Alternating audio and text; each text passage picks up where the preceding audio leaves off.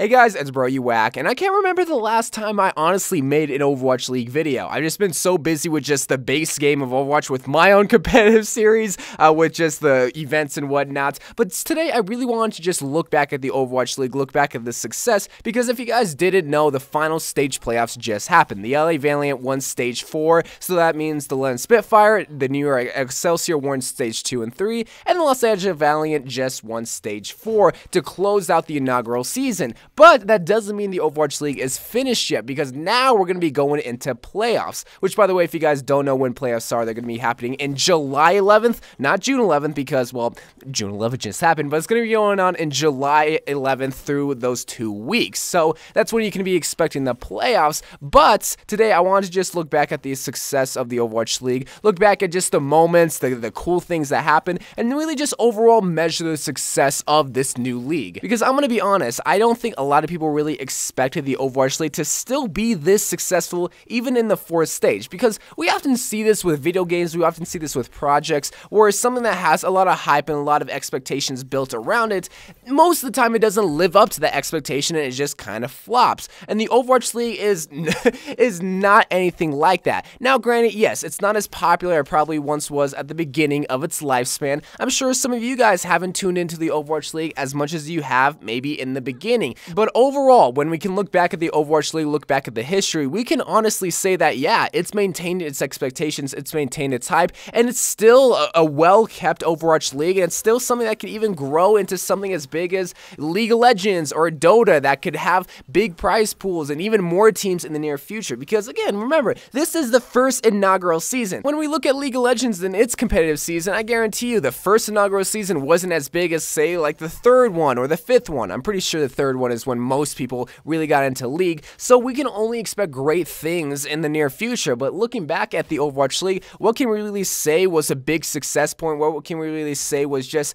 something that really made the Overwatch League the Overwatch League? Well, the first thing that we can honestly say are the teams, because when the teams and the players really got into the Overwatch League, there were just so many superstars. We had XQC, we had Seagull, we had Jake, Linkser, we had Baby Bay, we had so many of the Korean players like Miro, I can't name a lot of them, Prophet. We had so many all-star players that a lot of players already knew about, already forming teams, already making alliances to make just what is the league today. So overall, even before games started happening, before even teams started even announcing their team names, people were already choosing sides, people were already deciding what teams they were going to go for. And that is so crucial when making just a league just based around competitive teams. Having that roster that players can just really look up to and really just have a connection with, I felt like every single team just had to at a certain point. Even if they were the worst team in the league, players still looked up to them and still followed them. So overall, that side of the Overwatch League was a huge success. But now the next thing I want to talk about is actually the gameplay side of things, because this is something that make players just come back to continuously. If you have a roster, if you have a team,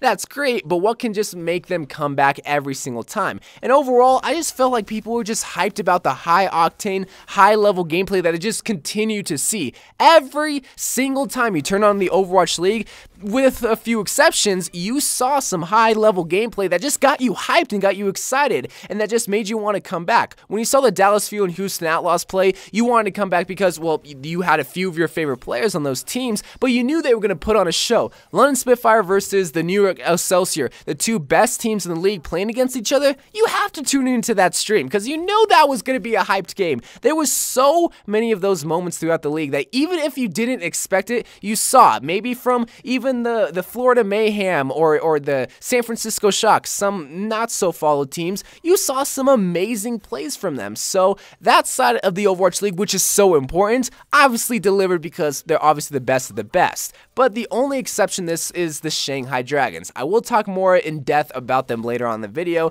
but this is the only rule to the exception where you didn't really see the highest level of gameplay, but they tried their little hearts out. Another thing that I feel like just people forget about that Blizzard has done so well is really give us an opportunity to be a part of the team. Because it's one thing to really connect and feel like you're a part of the team, but just being able just to see the behind the scenes look and being able to buy merchandise or buy the skins, they provided those opportunities with the all access pass or with the Overwatch League skins with Overwatch League tokens that you can get for free while watching the Overwatch League, or you could have just gone a step further and just buy the merchandise so that you can even represent your favorite team. This is something that you really want to expect in the inaugural season for some of this kind of video game leagues. I'm sure League of Legends and CSGO didn't have this kind of stuff where you can buy merchandise or buy skins, but the Overwatch League was just so well written, just so prepared that again, it just goes back to the first argument that I don't think people really realize how successful or just how continuously successful this league would have been. But in the hands of Blizzard, they're just going to be able just to make this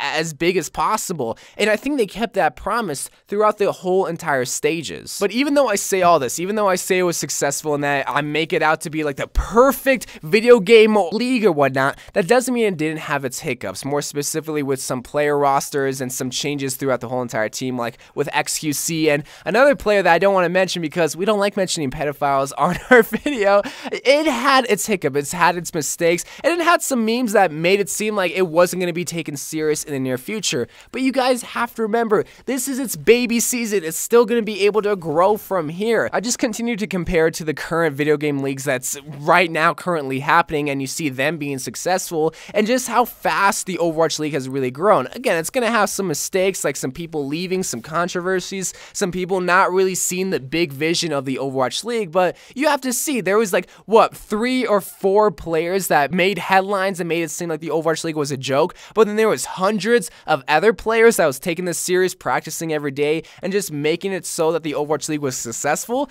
That's pretty hard to do with players that are around like the 20 to 25 age range, and they did a good job. I just keep saying they done a good job. They done a really good job, but I'm just trying to show you guys the mistakes they made, but more specifically the successes that they made. And now we're hopping into the playoffs where teams are going to be able to compete for hundreds of thousands of dollars, and one team is going to be able to take home $1 million. $1 million is being offered in the first inaugural season. That is just, that's crazy and that's amazing. And again, some of these teams in the first season, or their first stage rather, you looked at them and you think they didn't even have a chance, but just being able to grow and evolve. Which, by the way, if you guys don't know who's going to be in the playoffs, it's going to be New York Excelsior, the LA Valiant, Boston, the LA Gladiators, the London Spitfire, and also the Philly Fusion. So again, we saw teams in the first stage of the Overwatch League be so dominant and then just kind of fall off. And we saw some teams that were just terrible in the first stage that just continue to grow and just continue to evolve. It also just goes back to the third thing that I argued, saying that the Overwatch League just had amazing gameplay, and you felt like even if your team was sucking, you knew deep down that they were going to be great or that they already were great. We saw some teams just kind of suck throughout the whole league, and then at the very end, they were just amazing. We saw that with maybe the Boston Uprising or the Philly Fusion, or also more recently, the Dallas Fuel. The Dallas Fuel was one of the worst Western teams of all time, but they pulled through and made the Stage 4 playoffs. And then we saw some teams like the Seoul Dynasty and the Houston Outlaws be so dominant in Stage 1 and just kind of fall off. Rest in peace to Houston Outlaws. I'm kind of sad they didn't make the playoffs. Barely they didn't make the playoffs. And then we saw some teams, more specifically just one team, that just never caught on, and that was the Shanghai Dragons. But they were the one team in the league that I felt like practiced the most, played the most out of all the teams in the league, because they had to prove themselves that, hey, we belong in the league, but they just never even won a single game. Well, that just goes to show that even if they sucked, even if they were the worst team in the league, they seemed like a joke, they still had a following and still had people that still love the Shanghai Dragons. And I think that's one thing the Overwatch League just has over all of these leagues, that no matter what happens, people aren't going to abandon ship. People aren't going to leave the team just because they're terrible, because they have that connection with the team. And that's just something that Overwatch also just has in general. Even if your hero sucks, like right now, Mei is a terrible hero to play, I'm still gonna love her. I'm still gonna play her. I'm still gonna try to make her seem like the best hero of all time. That same thing goes with like Symmetra, Torbjorn even, or maybe Doomfist, or even the hyped heroes. And now transferring that into a professional environment with teams and players that you can connect with, no matter what happens, you're gonna love them just in general. And I think that's just an amazing thing that some video game leagues just won't ever have. So overall, looking back at the first inaugural season, still looking forward to what's going on. We still have like the All-Star weekend and whatnot. the Overwatch League was a huge success, and it was just well polished and just well kept. Blizzard often does that with their things and with their video games, so they weren't going to let this slip up. But overall, whether you're still watching or not, I honestly think that you guys can say that, yeah, the Overwatch League was a success. It had its mistakes. It has some things at times that made it look bleak and made it seem like that it was going to fail, like especially when XQC left. So many people thought that the Overwatch League was just going to go downhill. No, it still maintained its viewership. And now we're about to go in our well, not about to, but we will go into our second season, and whether the Shanghai Dragons is still even a team, whether the New York Excelsior will still be the dominant team, or whether we'll see even more teams, hopefully an Arizona team, please. Or no, I think there was some like talks about a Japanese or like a German team. I can't remember. But overall, the second season is gonna be even bigger than the first season, because that's just what Blizzard does. They one up themselves. So thanks to everyone behind the scenes, thanks to the casters, thanks to the players, but also just thanks to everyone watching, because